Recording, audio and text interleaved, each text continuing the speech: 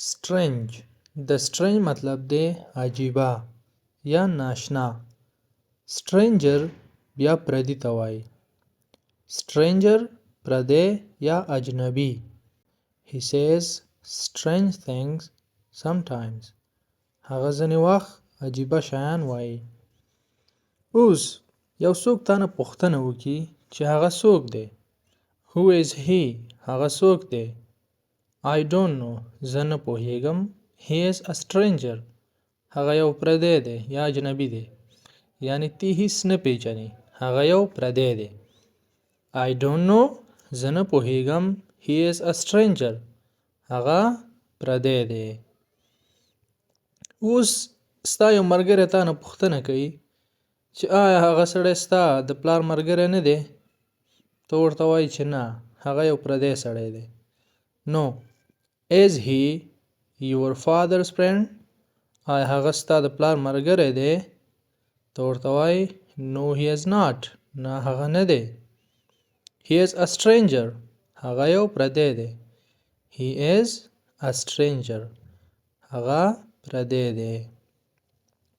اوس دویم لفظ لمونږ سره دی spend. د spend مطلب دی تیرول یا خرج کول. تیرول یعنی وخت تیرول او خرج کول یعنی پیسې خرج کول. اوس دویم حالت spend دی او دریم هم spend دی. یعنی ته هلته څومره وخت تیر کو؟ How much time did you spend there؟ ته هلته څومره وخت تیر کو؟ How much time did you spend there؟ ته هلته څومره وخت تیر کو؟ ما هلته 2 ورځې تیرې کړې یا 3 ورځې مې تیرې کړې. I spent 2 days there. ما هلته 2 ورځې تیرې کړې. I spent 2 days there. ما هلته 2 ورځې تیرې کړې. اوس په ځینې وخت کې چې د ماشومانو ته تاسو روپۍ ورکوئ او ورته وایي چې ټولې روپۍ به نه مصرف کوئ، نه به خرج کوئ، نو بیا ورته داسې ویلی شئ Don't spend all the money. ټولې روپۍ مه خرج کوه. Don't spend all the money. ټولې روپۍ مه خرج کوه. نو د spend مطلب دی تیرول یا خرج کول. مونږ سره بل دی truth. truth رښتیا ویل یا رښتیا. یعنی ما تا ته رښتیا ویل خو په ما دې باور ونه کو. I was telling the truth. ما رښتیا ویل. But you didn't trust me. لیکن تا په ما باندې باور ونه کو. اعتماد دې را باندې ونه کو. I was telling the truth. ما رښتیا ویل. But you didn't trust me. لیکن تا په ما باندې باور ونه کو. نو دلته ګورئ I was telling the truth. دا مونږ سره past continuous tense دی. یعنی مونږ دلته was لرو او telling ing مونږ لرو. ګوره tell خپله ویلو ته وایي پلس ing دا continuous tense کیږي. I was telling the truth یعنی ما رښتیا ویل یعنی past continuous tense دی. I am telling you truth. I am telling you truth. زه تا ته رښتیا وایم. I am telling you truth. زه تا ته رښتیا وایم یعنی دا continuous tense دی. I'm چې دی د I am وړوکی یا لنډ شارټ فارم یې دی. I am telling you truth. زه تا ته رښتیا وایم. دا مونږ سره continuous tense دی. خو کله چې past tense کې تاسو دا کاروئ past continuous کې بیا به د am په ځای باندې was واچوئ. I was telling the truth. ما رښتیا ویل. اوس مونږ سره بل لفظ دی wake up. wake up راپاسېدل یا بیدارېدل. خو دلته get up هم راپاسېدلو ته وایي. اول به ووایو چې د دې دواړو ترمنځ توپیر یا فرق څه شی دی.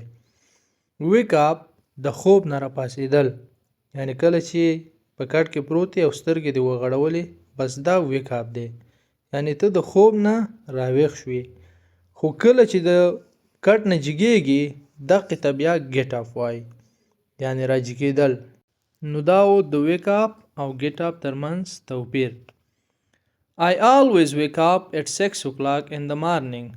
زه همیشه په 6 بجې باندې سهار پاسېږم. یعنی د خوب نه جګېدل، یعنی سترګې چې د وغړولې همدا wake up شو. I always wake up at 6 o'clock in the morning. زه همیشه سهار 6 بجې پاسېږم.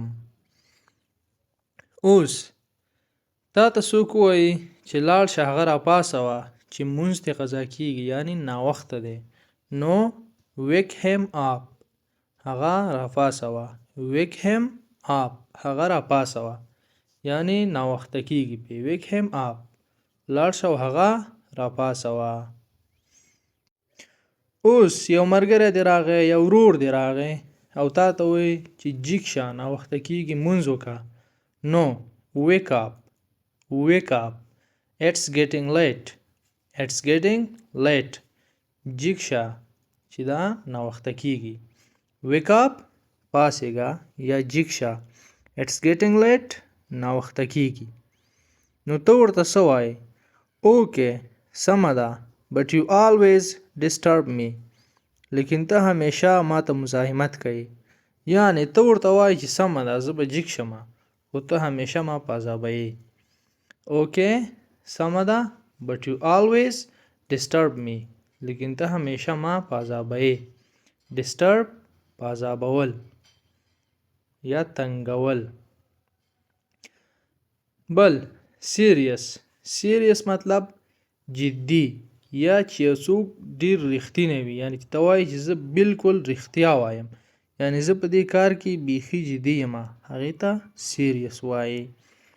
لکه I'm serious، یعنی زه بیخي رښتیا وایم، جدي یم.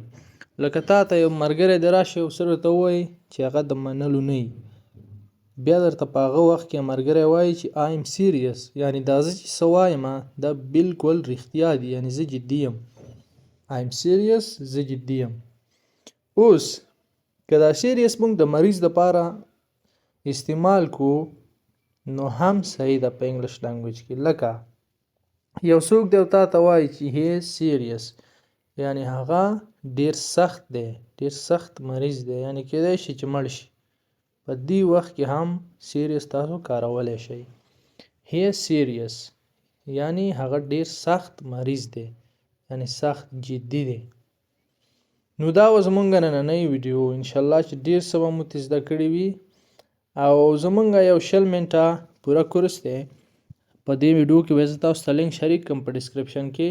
که هغه تاسو وګورئ په هغې کې موږ مکمل هر څه تشریح کړي دي، هغې نه تاسو کولی شئ ډیر څه زده کړئ. او زه تاسو ته ګارنټي درکوم چې د هغې کورس د کتلو نه بعد تاسو به دومره وتوانیږئ چې په انګلیش کې یو 2-3 منټه د چا سره خبرې وکړئ. او چینل سره سبسکرایب کړئ. انشاءالله په بله ویډیو کې به سره وینو.